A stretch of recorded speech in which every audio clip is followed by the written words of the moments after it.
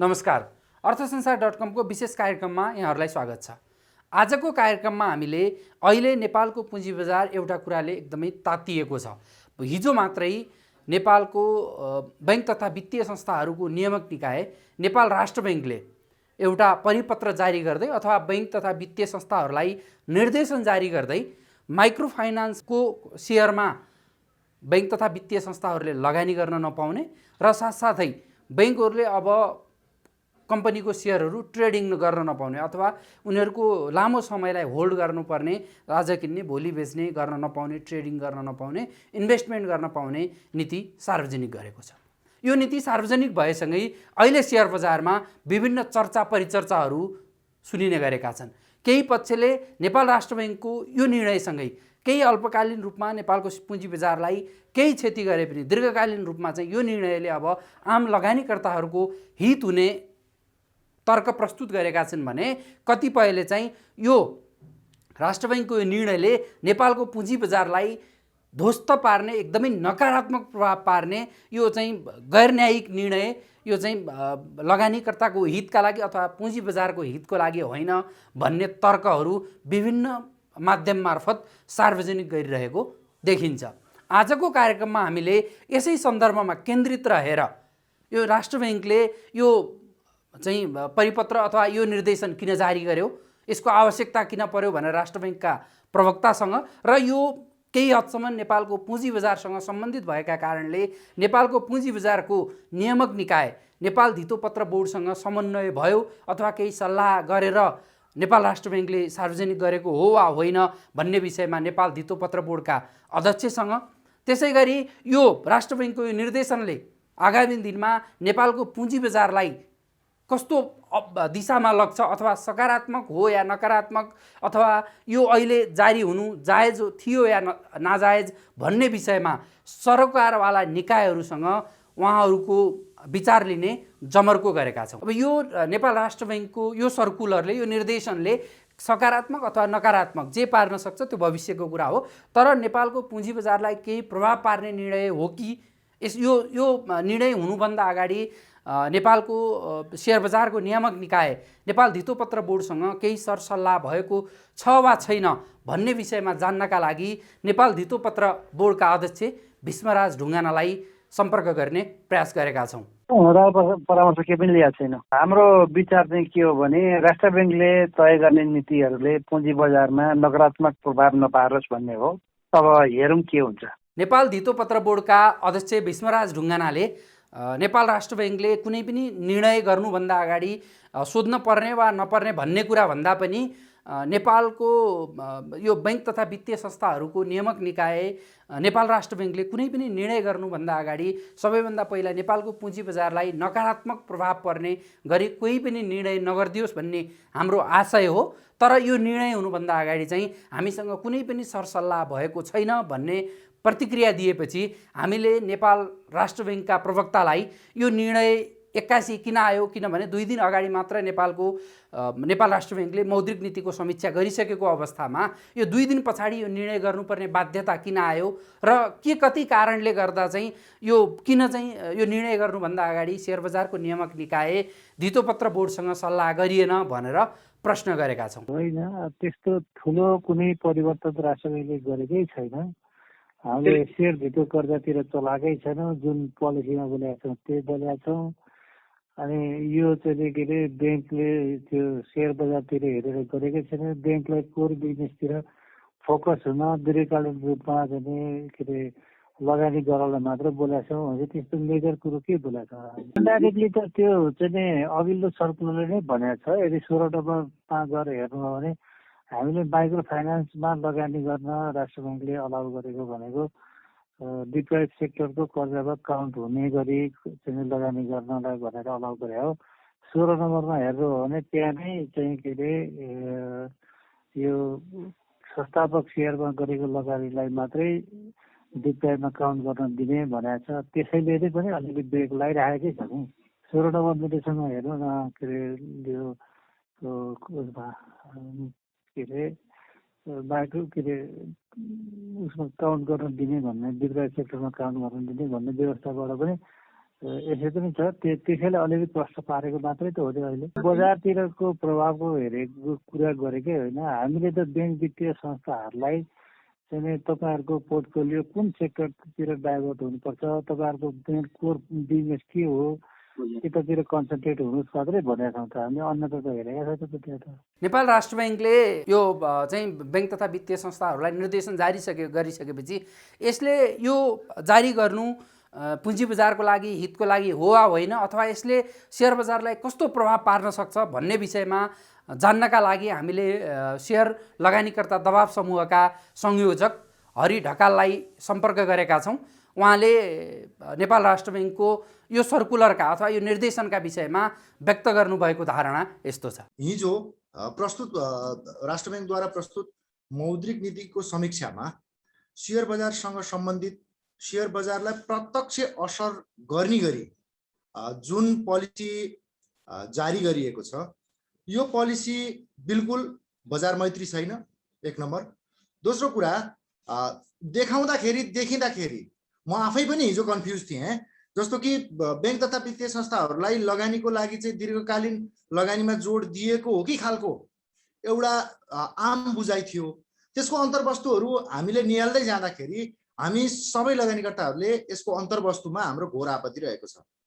किनकि मौद्रिक नीति अर्धवार्षिक समीक्षामा अथवा 6 महिनामा समीक्षा भएर बजार एउटा सेयर बजार भनेको सामान्य घटना परिघटनाले नि तलमाथि असर गर्ने सेक्टरमा महिनै पछि पोलिसी यो के हो बजारसँग सम्बन्धित।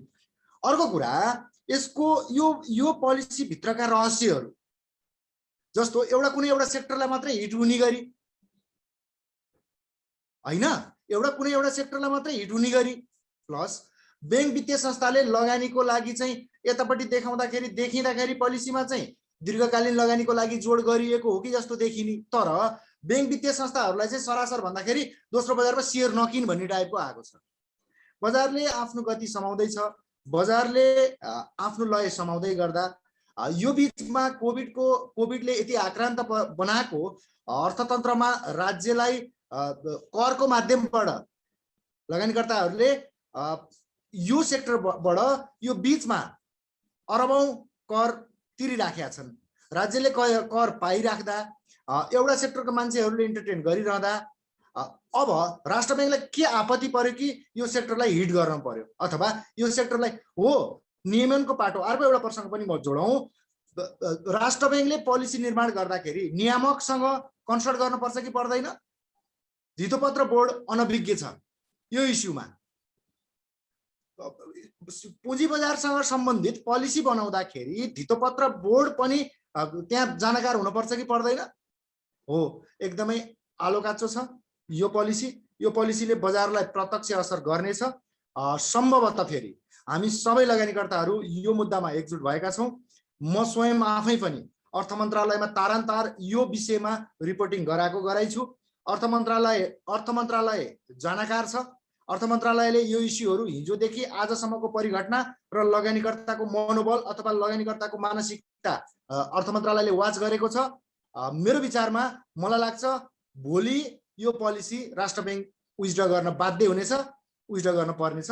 विथड्र गर्नको लागि हामीले आवाज पनि उठाएका छौँ। लगानीकर्ता साथीहरू, पोलिसीहरू बजार मैत्री हुन्छन् कोही बेलामा बजारलाई डाइरेक्ट हिट गर्ने खालका हुन्छन्। तपाईँहरू के कुरामा ढुक्क हुनु भने हामी यो बजारमा सम्पूर्ण शक्ति, हाम्रो सम्पूर्ण लगानी, हाम्रो सम्पूर्ण खर्च गरेका हाम्रो टिम, हाम्रो साथीहरू सम्पूर्ण हुनुहुन्छ।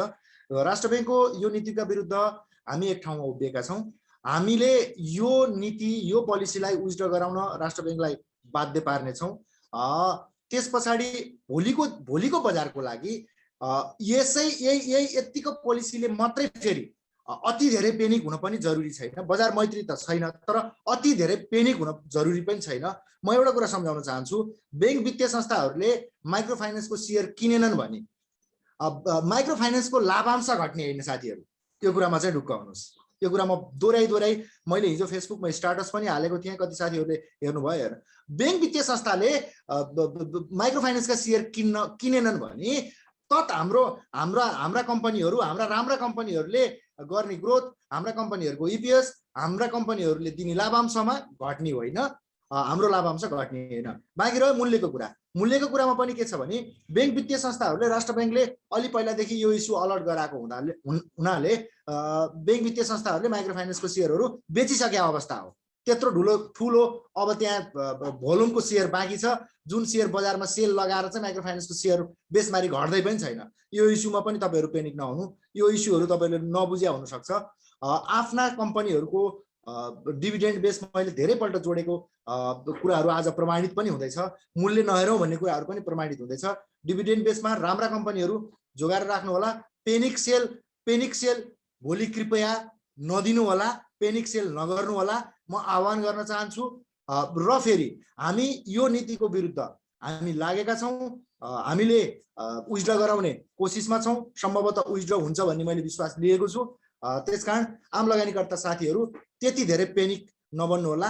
यसै क्रममा हामीले विभिन्न लगानीकर्ता सम्बद्ध सङ्गठनहरूको प्रतिक्रिया लिने क्रममा हाम्रो सम्पर्कमा नेपाल पुँजी बजार लगानीकर्ता सङ्घकी अध्यक्ष राधा पोखरेल जोडिनु भएको छ।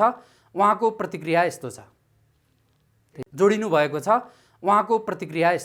राष्ट्र बैंकले हिजो चालु आर्थिक वर्ष त्रैमासिक मौद्रिक समीक्षामा घोषणा गरेका नीतिहरूमा चाहिँ शेयर बजारलाई प्रत्यक्ष छुने विषयहरू आएका छन्।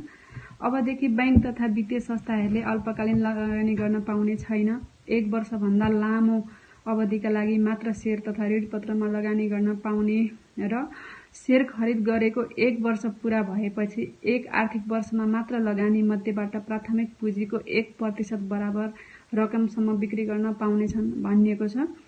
हामीले यो कुरा धेरै पहिलादेखि नै भन्दै आएको थियौँ। किनभनेदेखि पछिल्लो समय चाहिँ राम्रा कम्पनीहरू राम्रोसँग नबढ्ने र नराम्रा कम्पनीहरू बेसरी उचालिने हुँदा लगानीकर्ताहरूले त्यसैमा लगानी गर्दै आएको हुन्थे। किनभनेदेखि राम्रो कम्पनीहरू राम्रोसँग बढ्दैन र नराम्रो कम्पनीहरू चाहिँ अलिकति अगाडि दौडिरहेको देखेर लगानीकर्ताहरूले त्यसमै इन्भेस्ट गरिरहेको थिए र यसले गर्दा पक्कै पनि लगानीकर्ताहरूलाई पछि गएर अप्ठ्यारो पर्छ भनेर हामीले भन्दै आएका थियौँ र विभिन्न ठाउँमा हामीले विज्ञप्तिहरूमा ज्ञापन पत्रमा पनि यो कुराहरू उल्लेख गर्दै आएको नै थियौँ। र पछिल्लो समय यसैलाई मध्यनजर गर्दै राष्ट्र बैंकले गएको फागुन महिनामा अनौपचारिक सर्कुलर जारी पनि गरेको थियो र त्यो सर्कुलर चाहिँ त्यति कडाइका साथ आएको थिएन। यदि त्यो सर्कुलर एकदम कडाइका साथ आएको भए आज 1200बाट इन्डेक्स 2800 प्लस हुँदा लगानीकर्ताहरूले धेरै इन्भेस्ट गरिसकेका छन् र अहिलेको अवस्थामा आएर चाहिँ राष्ट्र बैंकले पौष मसान्तभित्रमा क्लियर गरिसक्नु भनेर जुन निर्देशन जारी गरेको छ यो चाहिँ लगानीकर्तालाई खाए खाऊ नखाए घिचा भन्ने जस्तो गरी कोच्याउन लागेको देखिएको छ। किनभने यसले पक्कै पनि लगानीकर्तालाई अप्ठ्यारो पर्नेछ र लगानीकर्ता यसको मारमा पर्नेछन्। यदि यो नियमलाई चाहिँ राष्ट्र बैंकले एकदम कडाइका साथ लागू गरिदिएको भए त्यही बेलामा लगानीकर्ताहरू अहिले आएर यसरी फस्ने थिएनन्। किनभनेदेखि त्यही समयदेखि नै अलिकति टाइट गर्दै गरेको भए पक्कै पनि लगानीकर्ताले बुझ्ने थिए र हामीले क्रिम कम्पनी हो कि ढोड कम्पनी हो कि नराम्रो कम्पनी हो कि राम्रो कम्पनी हो केमा लगानी गर्नेछौँ भनेर पनि छुट्याउन सक्ने थियो होला र त्यही अनुसार आफूले राम्रो कम्पनीमा इन्भेस्ट गर्दै जाने थिए। अब अहिले आएर लगानीकर्ताहरूले आफ्नो पोर्टफोलियोभित्र एक हिस्सा बनाएर राखेका छन् र यो पछिल्लो समय आएर यसरी यो नीति ल्याइदा पक्कै पनि साना लगानीकर्ता यसमा पक्कै पनि मारमा पर्नेछन्। हामीले जहिले पनि भन्दै आएका छौँ साना लगानीकर्तालाई नियामक निकायले सबैले हेर्नुपर्छ भनेर। किनभनेदेखि साना तथा जो भर्खर नयाँ लगानीकर्ता नवप्रवेशी लगानीकर्ता हुनुहुन्छ उहाँहरूले चाहिँ अरूहरूले लगानी गरेको देख्दै आउनु भएको हुन्छ र त्यसैलाई मध्यनजर गर्दै उहाँहरूले लगानी गर्नुभएको हुन्छ र यसलाई सेफ ल्यान्डिङ गराउने भनेको नियामक निकायको काम हो र पछिल्लो समय राष्ट्र बैंकले यो जुन नीति ल्याएको छ यो पहिले ल्याउनु पर्थ्यो। हामीले भन्दै आएको थियौँ किनभनेदेखि राम्रा कम्पनीहरूको मूल्य चाहिँ एकदम अन्डर भ्यालु छ र नराम्रा कम्पनीहरूलाई प्ले गरेर माथि पुर्याएको छ। त्यसरी यसलाई रोक्नुपर्छ। यसमा सबैभन्दा धेरै फस्ने भनेको साना लगानीकर्ता हो। ठुलो लगानीकर्ताहरू त निस्किहाल्छन् भनेर हामीले धेरैपल्ट भन्दै आएको थियौँ र त्यसलाई नर्मल एउटा अनौपचारिक रूपमा सर्कुलर मात्रै गरिएको थियो। त्यसलाई कडाभन्दा कडा गर्न सकिएको भए, पोहोर 1 वर्ष अगाडि मात्रै कडाभन्दा कडा गर्न सकेको भए यो पछिल्लो समय अहिले आएर लगानीकर्ताहरू यसरी यसमा इन्भेस्ट गर्ने थिएनन्। उनीहरूले पनि बुझ्ने थिए कुन कम्पनी राम्रो, कुन कम्पनी नराम्रो र हामीले कतिको जोखिम वहन गर्न सक्छौँ। भोलि गएर अब अहिले बजार बढ्दैछ, बजार बढ्दैसँगै हामीले इन्डेक्स बढेको भरमा, कम्पनी कुनै सर्किट लागेको भरमा हामीले लगानी गर्दै गर्छौँ। त्यो लगानीलाई चाहिँ हामीले त्यस्तो गर्नुभन्दा पनि हामीले दीर्घकालीन रूपमा चाहिँ कतिको जोखिम छ, हामीलाई यसले दिने प्रतिफलहरू कस्तो छ भनेर विगतका र भविष्यमा गर्न सक्ने प्रतिफलको आधारलाई मध्यनजर गर्दै हामीले लगानी गर्ने थियौँ होला। यसमा पक्कै पनि नियामक निकाय चुकेको छ र पछिल्लो समय अहिले राष्ट्र ब्याङ्कले जुन यो पौष मसान्तसम्म क्लियर गरिसक्नुपर्छ भन्दा यसमा लगानीकर्ता पक्कै पनि मारमा पर्नेछन् र यसलाई राष्ट्र ब्याङ्कले चाहिँ छिटोभन्दा छिटो चाहिँ यो नियम संशोधन गरी जुन पौष मसान्तभित्रमा क्लियर गर्नुपर्छ भनिएको छ, यसलाई चाहिँ 2 वर्षको टाइम दिने हो भनेदेखि पक्कै पनि लगानीकर्ताहरू सेफ ल्यान्डिङ हुने थिए भन्ने हाम्रो माग रहेको छ र यसलाई राष्ट्र ब्याङ्कले पुनः मूल्याङ्कन गर्नेछ भन्ने हाम्रो आशा रहेको छ। धन्यवाद। राष्ट्र ब्याङ्कले जारी गरेको यो निर्देशनलाई नीतिगत भ्रष्टाचारको संज्ञा दिँदै सेयर लगानीकर्ता सङ्घका अध्यक्ष उत्तम अर्यालले दिएको प्रतिक्रिया यस्तो छ। नेपाल राष्ट्र ब्याङ्कले हिजो गरेको सर्कुलर अनुसार पुँजी बजारमा सबभन्दा पहिला कुरा त यसको प्रक्रिया नै गलत भयो जस्तो लाग्छ हामीलाई। हामी सरकारवाला निकायसँग चाहिँ हामी रेगुलर रूपमा सम्पर्कमै हुँदै पनि अब यो चाहिँ अकस्मात राष्ट्र ब्याङ्कले आफैले मात्रै निर्णय गरेर अब यसमा चाहिँ धितोपत्र बोर्डको पनि कुनै जानकारी छैन भन्ने हामीलाई आछ। सम्पर्कमा हामी छौँ र उहाँहरूले पनि हामीलाई जानकारी नगरिकन राष्ट्र ब्याङ्कले अकस्मात यो गर्यो भन्ने कुरो छ। अब त्यसमा चाहिँ अब यो किन गरियो, कहाँ गरियो भन्नुभन्दा नि यसले तत्कालै सेयर बजारलाई के असर गर्छ, कस्तो असर गर्छ भन्ने कुरोमा अब माइक्रो फाइनेन्सका सेयरहरू कोर क्यापिटलमा कति बैङ्कहरूले लगानी गरेका छन्, कति सेयरहरू चाहिँ उनीहरूले होल्ड गरेका छन्, यी कुराहरूको सबै एनालाइसिस गरेर विश्लेषण गरेर यदि त्यो चाहिँ नि हाम्रो सीमाभन्दा माथि नै भएर पुँजी बजारलाई चाहिँ नकारात्मक असरै गर्ने हो भन्ने कुरोमा निर्जलमा पुगेको हो भने त्यसको डाटाहरू विश्लेषण गरेर सबै डाटाहरू चाहिँ क्लियर गरिदिएको भए त्यो कुरो जायज पनि मान्न सकिन्थ्यो होला। तर यो फलतमा 2-4जनाको चाहिँ नि अनुमानको भरमा चाहिँ यसरी नीति लिएर आएर गर्दाखेरि अब यदि त्यो विश्लेषण गरेर सबै गरेको भए मौद्रिक नीतिको समीक्षामै आउनुपर्ने कुरा थियो। 2 दिन अगाडि चाहिँ मौद्रिक नीतिमा केही पनि कुरा नआउने अनि अकस्मात परिपत्रबाट चाहिँ 2 दिनपछि यस्ता कुराहरू आउनुमा केही कुरोहरू चाहिँ पक्कै पनि त्यहाँ हिडेन कुराहरू जुन स्वार्थ लुकिएको छ त्यो स्वार्थ पुरा रूपमा स्वार्थी पनि देखिन्छ त्यसमा। त्यसमा केही व्यक्तिहरूले चाहिँ फाइदा लिनको लागि चाहिँ यो कामहरू गरेको राष्ट्र ब्याङ्कलाई चाहिँ दोष लगाउने आधारहरू प्रशस्तै छन्। यदि त्यो नहुँदो हो भने उसले मौद्रिक नीतिमै समीक्षा गर्थ्यो। मौद्रिक नीतिको समीक्षा भनेको राष्ट्र ब्याङ्कका चाहिँ नि सबै के अरे पदाधिकारी सञ्चालक समिति शुद्ध राखेर मौद्रिक नीतिको चाहिँ समीक्षा हुन्छ होइन। त्यसबाट चाहिँ यो कुराहरू आएको भएदेखि एउटा विश्वसनीय आधार पनि हुन्थ्यो। त्यस कारण हाम्रो चाहिँ विरोध चाहिँ यहाँनिर कहाँ हो भन्दाखेरि नीति नियमहरू आउँदाखेरि सरकारवाला पक्ष जुन पुँजी बजारमा के भइरहेछ, कसो भइरहेछ, के गर्नुपर्छ भन्ने कुरो चाहिँ सर्वोच्च निकाय भनेको धितोपत्र बोर्ड हो। धितोपत्र बोर्डसँग समन्वय गरेर यी कुराहरूमा चाहिँ स्टेप लिएको भए अलिकता जायज हुन्थ्यो र बजारको विकासको लागि पनि यसले चाहिँ एउटा महत्त्वपूर्ण भूमिका खेल्थ्यो भन्ने हाम्रो बुझाइ हो। र अब बजारमा अब यस्तो द्वन्द्व भनेको किन्ने र बेच्ने बिचकै द्वन्द्व हो र प्राइसको मूल्य पनि त्यसैबाट नै निर्धारण हुने हो। यो माइक्रो फाइनेन्समा के असर गर्छ भन्ने कुरो अब माइक्रो फाइनेन्स कम्पनीहरूले चाहिँ कम्पनीहरूको प्रमोसन नै राष्ट्र ब्याङ्कले गरेको हो। जबकि बैङ्कहरूको लगानी गर्ने प्राइभेट सेक्टरमा लगानी गर्ने पैसा चाहिँ माइक्रो फाइनेन्सलाई प्रवर्धन गरेर बैङ्कहरूको नै प्रवर्धन गरेर माइक्रो फाइनेन्समा लगानी गरेका कम्पनीहरूमा अहिले अकस्मात चाहिँ त्यसमा चाहिँ नि उसलाई बाधा बनाउनु पर्ने त्यति जरुरी देखिँदैन र अब डिप्राइभ सेक्टरमा 5% लगानी चाहिँ बैङ्कहरूले गर्नै पर्छ। त्यसमध्येमा माइक्रो फाइनेन्सलाई चाहिँ त्यसलाई गणना गरिने भनेको छ।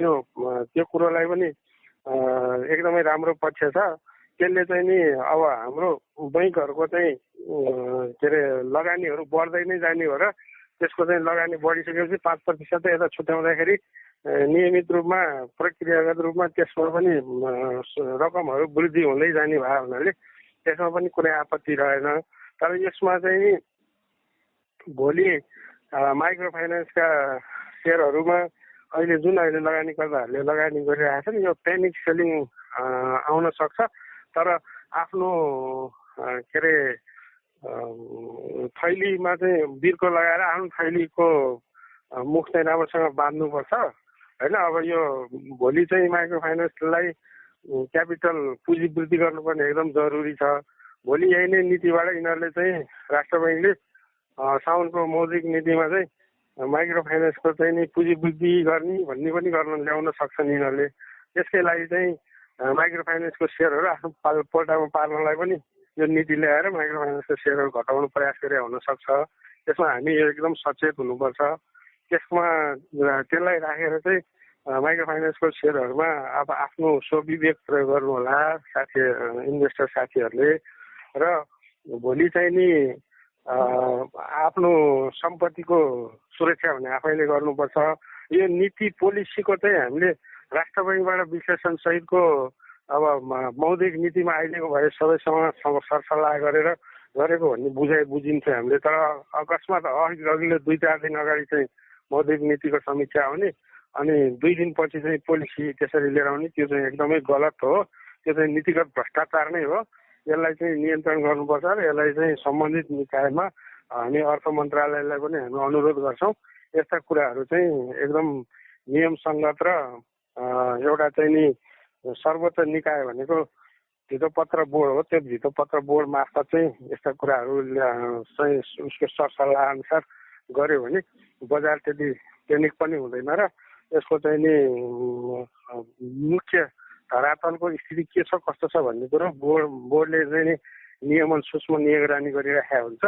त्यसमाथि चाहिँ त्यस गर्नलाई अनुरोध गर्दै अब अरू कुरा भनेको यो कोर क्यापिटल सोपिटलको कुरा चाहिँ यी चाहिँ सकारात्मक नै कुराहरू हुन्। लङ टर्म इन्भेस्टरलाई चाहिँ होल्ड गर्नलाई अभिप्रेरित गरेका छ। हामीले बारम्बार माग पनि गर्दै आएका छौँ सर्ट टर्म र लङ टर्म लगानीकर्ताहरू चाहिँ छुट्याइयोस् र करमा पनि चाहिँ नि छुट दियोस् भनेर।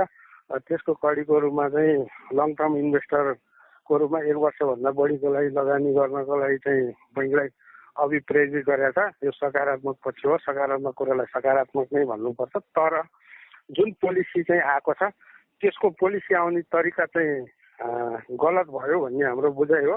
त्यसमा चाहिँ सम्बन्धित निकायले चाहिँ यसको चाहिँ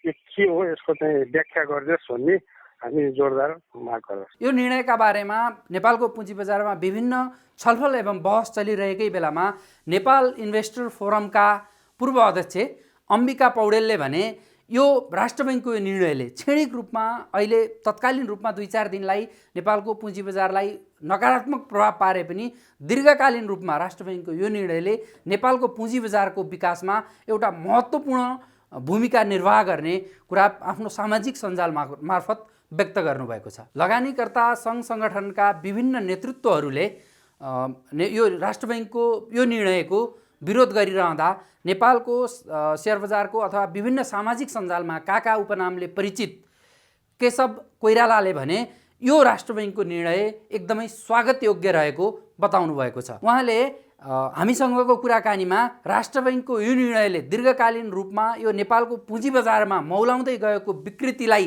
केही हदसम्म नियन्त्रण गर्ने र बजारमा पूर्णतया स्वतन्त्र लगानीकर्ताको हातमा सुम्पिने हुँदा यसले दीर्घकालीन रूपमा नेपालको पुँजी बजारको अथवा नेपालको सेयर मार्केटको विकास गर्ने आशय व्यक्त गर्नुभयो। उहाँले व्यक्त गरेको धारणा यस्तो छ। हिजो राष्ट्र ब्याङ्कले जारी गरेको मौद्रिक नीतिको समीक्षाको सर्कुलर अनुसार ब्याङ्कलाई माइक्रो फाइनेन्समा लगानी दोस्रो बजारमा लगानी गर्नको लागि बन्देज लगाएको सम्बन्धमा त हामीले पहिलादेखि नै न्युजहरू सुन्दै आइरहेका छौँ। यसबाट माइक्रो फाइनेन्स होल्ड गरेर बस्ने लगानीकर्ताहरूले अहिले आत्तिनु पर्ने अवस्था छैन।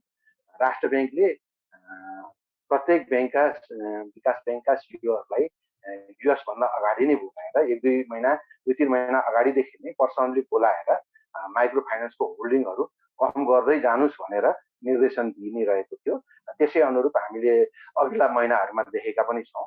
नबिल ब्याङ्कले एकैचोटि निर्धन उत्थान ब्याङ्कको, डिप्रोक्स ब्याङ्कको सेयर होल्डिङ घटाएको हामीले देखेका छौँ अघिल्ला महिनाहरूमा। लगभग वाणिज्य ब्याङ्क र विकास ब्याङ्कहरूले माइक्रो फाइनेन्समा भएको होल्डिङ बेचेर बाहिरिएको अवस्था छ। त्यसैले अहिले तुरुन्तै सप्लाई आउँछ, हामीले घाटामा सेयर बेचेर भाग्नुपर्छ भनेर कोही पनि लगानीकर्ताहरूले, माइक्रो फाइनेन्स होल्डिङ गरेका लगानीकर्ताहरूले आतिएर सस्तोमा बेच्नु छैन। बरु के छ भने साँच्चै माइक्रो फाइनेन्सको मूल्य घटेर निकै मुनि आएछ भने उहाँहरूले एभरेज गर्न अथवा नयाँ खरिद गर्न सक्नुहुन्छ। किनभने अहिले सबैभन्दा राम्रो नाफा कमाएका, इपिएस धेरै भएका र आउने वर्ष लाभांश वितरण गर्न सक्ने कम्पनीहरू भनेका माइक्रो फाइनेन्स नै हुन् भनेर टेका राख्नुपर्छ लगानीकर्ता मित्रहरूले। दोस्रो, राष्ट्र ब्याङ्कले ब्याङ्कहरूलाई दिएको निर्देशन अनुसार दोस्रो बजारमा खरिद बिक्री जुन केही महिना अगाडिदेखि अत्यन्तै अस्वस्थ रूपमा ब्याङ्क तथा वित्तीय संस्थाहरूले अन्य कम्पनीहरूका सेयर ट्रेड गरिरहेका थिए। हामीलाई पनि अचम्म लाग्थ्यो, वाणिज्य ब्याङ्क भएर यस्ता कमजोर कम्पनीमा लगानी गरेर कसरी चाहिँ ब्याङ्कहरूले आम सर्वसाधारणको निक्षेप र ब्याङ्क आम लगानीकर्ताहरूका ब्याङ्कका लगानीकर्ताहरूको ब्याङ्कको रकमलाई चाहिँ जोखिमपूर्ण कम्पनीहरूमा लगानी गरेर जोखिमपूर्ण कम्पनीहरूको मूल्य आकाशीको हामीले देखिरहेका थियौँ। फ्लक्चुएसन एकदमै धेरै भइरहेको थियो। मैले त 2-3 हप्ता अगाडिदेखि नै नियामक निकायहरूले केही न केही हस्तक्षेप गर्नुपर्छ, यस्ता कमजोर कम्पनीहरू, वित्तीय अवस्था अत्यन्तै नाजुक भएका, ऋणमा डुबिरहेका, नगण्य नाफा कमाएका, प्रतिफल दिन नसक्ने कम्पनीहरूको बजार मूल्य केही महिनाको समय अवधिमै, एउटा त्रैमासिक समय अवधिमै 2 गुणा भन्दा बढी मूल्य वृद्धि भइसकेको छ। नियामक निकायहरूले यसमा केही न केही नियन्त्रण गर्नै पर्छ भनेर मैले आवाज उठाइरहेको थिएँ। सो अनुरूप नै जो राष्ट्र ब्याङ्कले परिपत्र गरेछ, यसलाई म चाहिँ नकारात्मक रूपमा लिन्न। ब्याङ्कले लगानी गर्ने पुँजी बजारमा लगानी गर्ने ट्रेड गर्नको लागि ट्रेड गर्ने अन्य निकायहरू, अन्य संस्थाहरू छन्, इन्भेस्टमेन्ट कम्पनीहरू छन्, हामी सर्वसाधारणहरू छौँ, हामीले गर्ने हो ट्रेड। बैङ्क जस्तो सर्वसाधारणको ब्याङ्क भनेको कुनै स्वपुँजीको कम्पनी होइन। यसमा हरेक सर्वसाधारणको लगानी छ, सेयर लगानी छ र सर्वसाधारणको निक्षेप जम्मा गरेको संस्था हो। यसले सेयरमा लगानी गर्न पाउँछ तर ट्रेड गर्न पाउँदैन। बिल्कुलै यो अस्वस्थ ट्रेन्ड बसेको थियो। यसमा राष्ट्र ब्याङ्कले रोक लगायो। यसले अल्पकालमा केही प्रभाव पार्ला तर दीर्घकालमा बजार वृद्धिको लागि एकदमै राम्रो सुरुवात भएको छ। यसलाई म खुला हृदयले म स्वागत गर्छु। तर एउटा कुरामा चाहिँ मलाई अलिकति शङ्का लागेको छ, उसको ब्याङ्कसँग भएको होल्डिङ चाहिँ दोस्रो बजारमा को सेयरमा भएको होल्डिङ है वार्षिक रूपमा 1% भन्दा बढी बिक्री गर्न नपाउने प्रावधानले चाहिँ कता कता अलिक बढी नै अंकुश लगाएको जस्तो महसुस भएको छ मलाई। यसमा चाहिँ राष्ट्र ब्याङ्कले पुनर्विचार गर्नुपर्छ होला। 1% भनेको त एकदमै सानो ले 1% को दरले बेच्दै जाँदा त भएको सेयरहरू बेचिसक्नलाई नै 10-15 वर्ष लाग्ला। यसमा चाहिँ राष्ट्र ब्याङ्कले पुनर्विचार गर्नुपर्छ। अन्य कुराहरूमा भने चाहिँ राष्ट्र ब्याङ्कले अहिले परिपत्र जारी गरेर रोकेका कुराहरूमा आजका दिनमा 2 दिन बजार घट्ला, 2 दिन बजार घटेर हाम्रो सेयर संख्या कसैले खोसेर लाँदैन। हामीले धैर्य गरेर हामीले होल्ड गरेर बस्नुपर्छ। 2-4 दिन हो, 2-4 दिन आतिएर बेच्नेहरूले कसैले बेचिदिएर कसैले सस्तोमा किन्न पाउला, फेरि पनि बजार माथि आउँछ। अहिले कोभिडले लगानीका अन्य क्षेत्रहरू सबै सुस्ताएका छन्। अब कोभिडको निषेधाज्ञा हटेर अन्य व्यापार व्यवसायहरू सुचारू रूपले चलेर बजारका अर्थतन्त्रका अन्य अवयवहरूले ऋण लगानी माग्न थालेपछि ब्याङ्कको ब्याज दर बढेछ भने त्यति बेला बजारमा केही असर पर्ला भनेर सोच्न सकिन्छ। तर आजको दिनमा बजार 2-4 दिन घटे पनि बजारको पैसा निकालेर अन्य लगानीको क्षेत्र नभएको कारणले गर्दाखेरि बजारलाई यसले दीर्घकालीन प्रभाव पार्नै सक्दैन, अल्पकालीन प्रभाव हो र बजारमा मौलाएका विकृतिहरूको चाहिँ यसले सफाया गर्नलाई एउटा कोसे ढुङ्गा साबित हुनेछ भन्ने मैले आश गरेको छु। एकदमै नौटङ्की बढेको थियो। दुईटा अलग अलग समूहका कम्पनीहरू खडा गर्ने, एउटा कम्पनीको सेयर अर्कोलाई किनाउने, अर्को कम्पनीको सेयर अर्कोलाई किनाउने, बिच सर्किट हान्दै लैजाने, यो अस्वस्थ प्रतिस्पर्धाको केही हदसम्म भए पनि यसले अङ्कुश लगाएर पुँजी बजारलाई सुदृढ बनाउँदै लैजानेछ।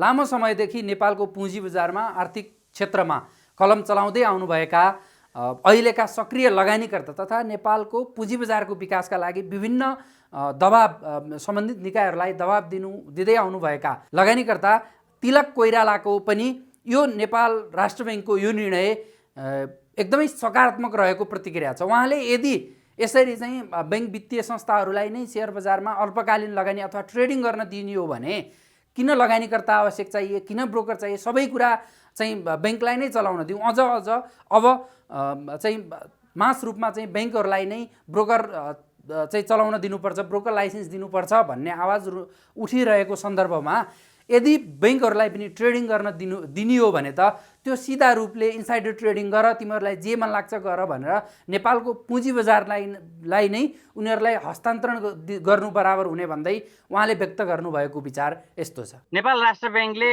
अहिले ब्याङ्क तथा वित्तीय संस्थाहरूलाई जारी गरेको नयाँ निर्देशनले सेयर बजारमा पनि केही हलचल ल्याउला जस्तो देखिएको छ।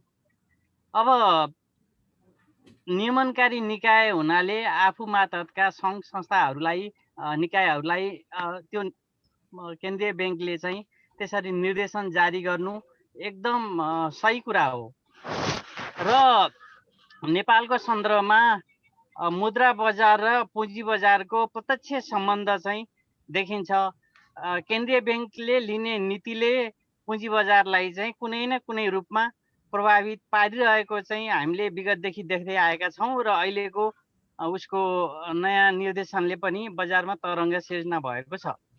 अब उसले के भनेको छ भने ब्याङ्क तथा वित्तीय संस्थाहरूले दोस्रो बजारमा दैनिक रूपमा सेयर किन्ने र बेच्ने एउटा ट्रेडरको भूमिकामा चाहिँ अब गर्न पाउने छैनौ।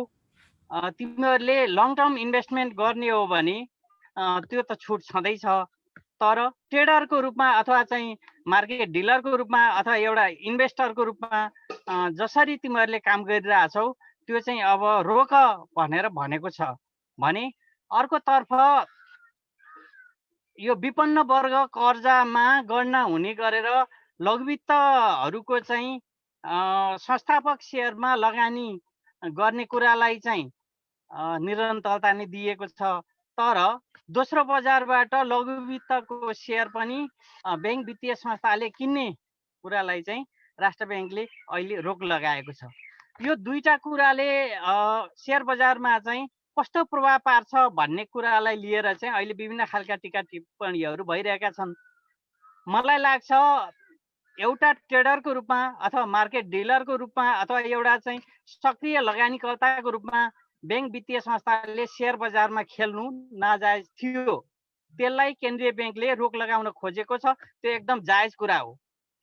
सेयर बजारमा लगानी गर्ने भनेर स्थापना भएका कम्पनीहरूले, व्यक्तिहरूले अथवा चाहिँ मार्केट डिलरहरूले, म्युचुअल फन्डहरूले बजारमा खेल्नु स्वाभाविक हो।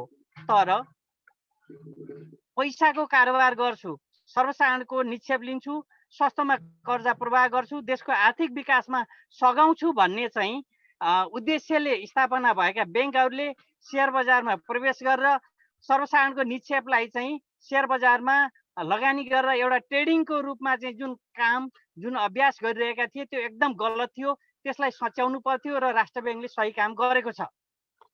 अब लङ टर्म अथवा दीर्घकालीन लगानीलाई त राष्ट्र ब्याङ्कले रोकेको छैन। 1 वर्षभन्दा बढी लगानी गर्छौ, त्यो लङ टर्म लगानी गर्छौ तिमीहरूले भने त्यसमा छुट छ भनेर राष्ट्र ब्याङ्कले छुट दिएको अवस्था छ। र यो सेयर बजारलाई स्थायित्व प्रदान गर्नको लागि, सेयर बजारलाई बलियो बनाउनको लागि तत्कालै त्यो सेयरलाई नबेच अथवा चाहिँ बेच भनेर राष्ट्र ब्याङ्कले भनेको छैन।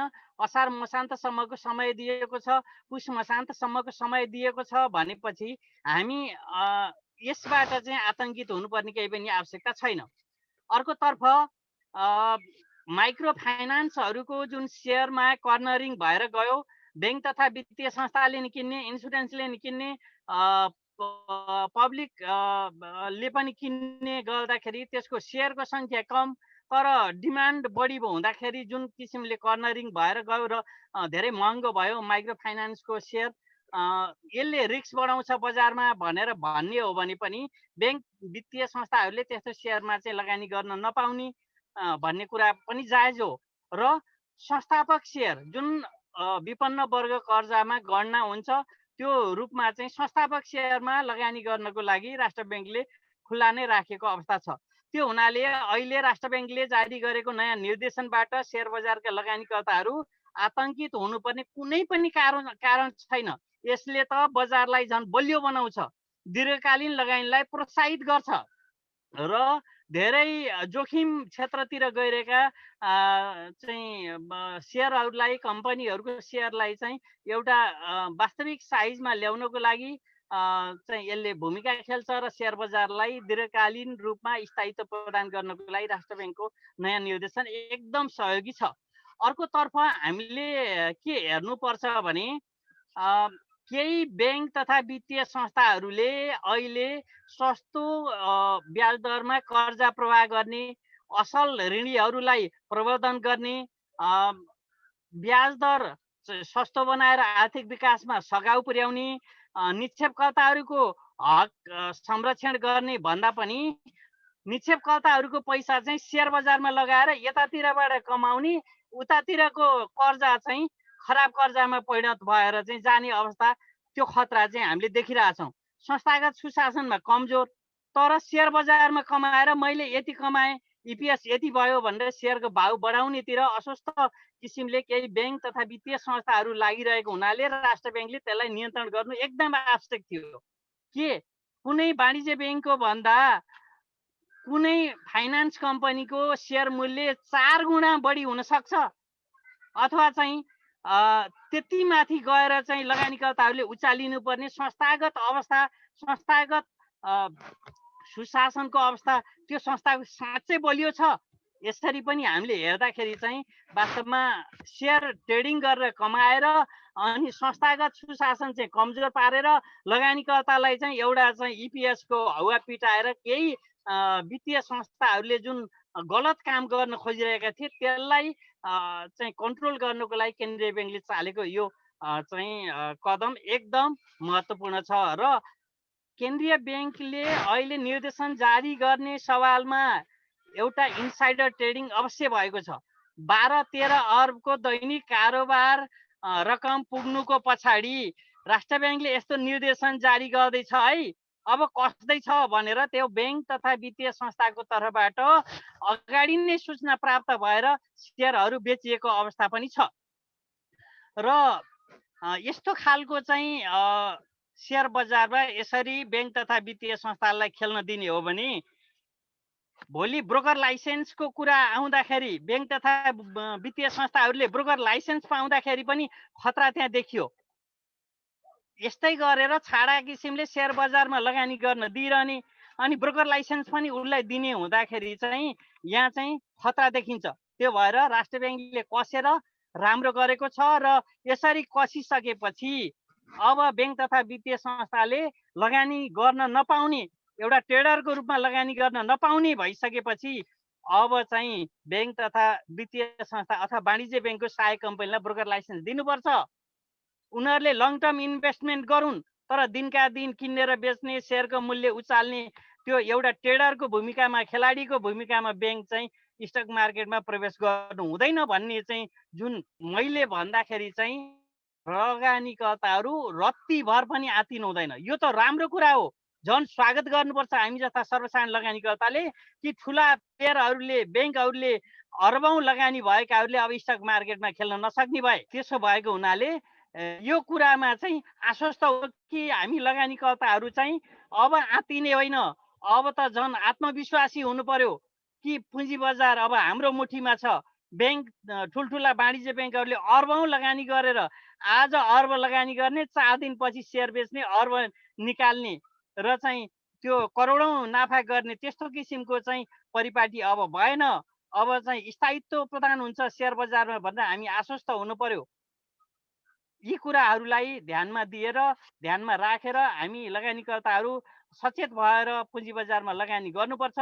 आत्तिएर घाटा खाएर सेयर बेच्ने अनि सेयरको मूल्य माथि गएर फाइदा भइरहेको बेलामा बेच्न बिर्सिने र चाहिँ फेरि सेयरको मूल्य घटिसकेपछि रुवाबासी गर्ने यो प्रचलन हामीले हटाउनुपर्छ। पुँजी बजार एउटा रिस्कको क्षेत्र हो। त्यो रिस्कलाई बुझेर चाहिँ तपाईँ हामी जान सक्यौँ भने अवश्य नै राम्रो छ। र अब ब्याङ्कले सेयर किनेन भने कसले किन्छ भन्ने कुरा चाहिँ यदि हामीले गर्न थाल्यौँ भने पुँजी बजार हामी ब्याङ्कलाई बुझाइदिउँ नि त। अर्बौँ उसले लगानी गर्छ कि हाम्रो आफ्नो अस्तित्व छैन, हामी लगानीकर्ताको चाहिँ स्वतन्त्रताको कुरा छैन, हाम्रो अधिकारको कुरा छैन। के पुँजी बजारमा ब्याङ्कले लगानी गरेर थामिदिनु पर्ने हो? ब्याङ्क भएन भने पुँजी बजार खत्तम हुने हो। त्यो भएर ब्याङ्कले लगानी गर्ने होइन, ब्याङ्कले त हामीलाई कर्जा लगानी गर्ने हो। ब्याङ्कले पुँजी बजारमा सिधै सेयर किन्न लगानी गर्ने होइन, हामी लगानीकर्ताहरूलाई सस्तो ब्याजमा कर्जा दिएर हामीलाई सेयर किन्न सघाउ पुर्याउने हो। अरू व्यवसायीहरूलाई सस्तो ब्याजमा कर्जा दिएर व्यवसाय गर्न सघाउने हो, देशको आर्थिक विकासमा सघाउने हो। सेयरको कारोबार गरेर सेयरको व्यापार गरेर ब्याङ्कले कमाउने होइन। त्यसैबाट चाहिँ लाभांश दिएर मेरो कम्पनीले यति प्रतिशत लाभांश दियो, यति इपिएस बनायो भनेर त्यो प्रतिस्पर्धामा उत्रिने नै होइन। त्यो किसिमले हामीले सोच्नुपर्छ र रत्तिभर पनि नात्यौँ। म चाहिँ एउटा सामान्य लगानीकर्ताको तर्फबाट आम लगानीकर्ताहरू बिचमा यही आह्वान गर्न चाहन्छु। राष्ट्र बैङ्कको यो निर्देशनका बारेमा विभिन्न लगानीकर्ता, सेयर विश्लेषक, लगानीकर्ताका नेताहरूको धारणा सार्वजनिक भइरहेकै बेला एकजना ब्याङ्करले पनि आफ्नो महत्त्वपूर्ण प्रतिक्रिया दिनुभएको छ। नोबेल ब्याङ्क लिमिटेडका डेपुटी जनरल म्यानेजर मनोज ग्यावलीले आफ्नो सामाजिक सञ्जाल फेसबुकमा लेख्दै राष्ट्र बैङ्कको यो निर्देशनले मुख्य गरी यस्ता असरहरू पर्नेछन् भनेर आफ्नो भनाइ व्यक्त गरेका छन्। कर्जाका ग्राहकलाई ब्याज तथा किस्ता चुक्ता गर्ने समयावधिमा राहत, तर यसले गर्दा बैङ्क तथा वित्तीय संस्थाहरूको इन्ट्रेस्ट सस्पेन्स र खराब कर्जा वृद्धि हुने सम्भावना। हरेक पटक ब्याज परिवर्तन गर्दा लाखौँ रुपियाँ बैङ्कहरूको एसएमएस चार्जमा जाने। एसएमएस सेवा प्रदायकले आम्दानी राम्रो वृद्धि हुने। हाल 3.64 करोड निक्षेप खाता र 16.8 लाख कर्जा खाता छन्। एक पटक ब्याजदार परिवर्तनको बैङ्किङलाई लागत हाराहारी रु 3 करोड पर्न जाने। महिना ब्याज परिवर्तन सबैले गर्ने हो भने रु 36 करोड वार्षिक खर्च हुने। यसको विकल्पको रूपमा सबै ग्राहकको इमेल लिने र अटोमेटिक इमेल नोटिफिकेसनमा काम गर्नुपर्ने देखियो, तर तत्काललाई खर्च बढ्यो। सेयर बजारमा अब बैङ्क तथा वित्तीय संस्थाहरूको थप लगानी नहुने। बैङ्क तथा वित्तीय संस्थाहरूले अरू बैङ्क तथा वित्तीय संस्थाको सेयरमा लगानी गर्न नपाउने हुन्छ।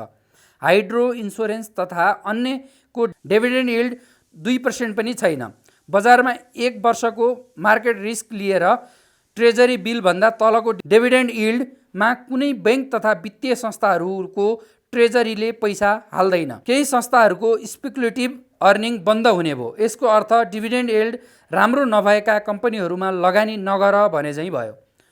ग्राहकहरूलाई लकडाउनमा पनि केवाइसी अपडेट सहज हुने भयो। कतिपय बैङ्कहरूले सुरु गरिसकेकै कामलाई अब सबैले गर्नुपर्ने देखियो।